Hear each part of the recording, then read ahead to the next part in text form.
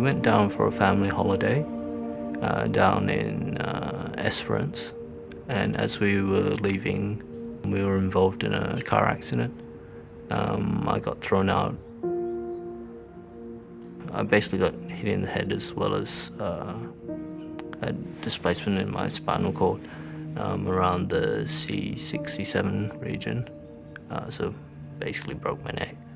There would have been a compression of the spinal cord, a contusion, along with all the other injuries from being thrown out of the car that would have happened. But essentially that compression starts off a cascade of events that you really cannot control. So, what do you do when the world suddenly is no longer your oyster?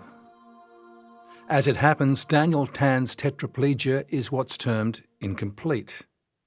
That is to say, there's light at the end of the tunnel. Even so, halfway through a science engineering degree, what do you do?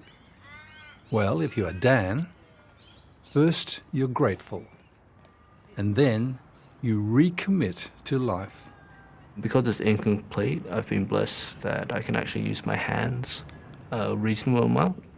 I can effectively move myself around almost, well, independently most of the time. Stuart Hodgetts is also a committed man, in this case to repairing spinal injuries like Dan's. This is a challenge he describes with deceptive simplicity. If you imagine you have a train track and the track is damaged, the train can potentially pass, but if it's too damaged, it obviously can't. So we can fix the track at the site to a certain extent. It's not always possible because the injury might be too severe. But recently we've started looking at other ways to try and say, right, if we can improve the track as much as possible, how else can we drive that train across that damaged track? And one of the ways that we're looking at now is to try and induce the brain's normal capacity for what's called plasticity.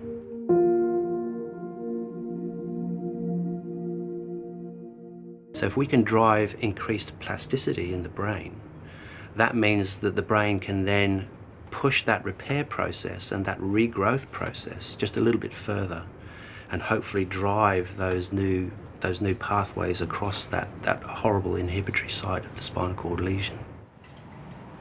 In his lab at the University of Western Australia, Stuart Hodgetts' strategies include gene therapy, tissue engineering and magnetic stimulation. And it's in the lab with Hodgetts' PhD students that you'll find Daniel Tan. He's one of them. The PhD students that I have a real clear passion for trying to promote regenerative therapies in the central nervous system. I'm making a computer model of the spine and spinal cord. Dan's a great character. I admire him a lot. The challenges he faces, just it's hard to put yourself in somebody's position like that and take on what he's taking on. Dan is a perfect example of one approach of coming through an engineering approach. A lot of my students have different interests because there are so many different ways we can try and improve outcomes for spinal cord injured patients. Breakthroughs, if they happen, when they happen, will be due to people like Daniel Tan and Stuart Hodgetts, PhD student and professor, friends. And once you've got that data, how long do you think it'll be before you'll be able to put it through the whole process again and see what the percentage variation is? It shouldn't be too long. I'm hoping to be able to do it by over the weekend.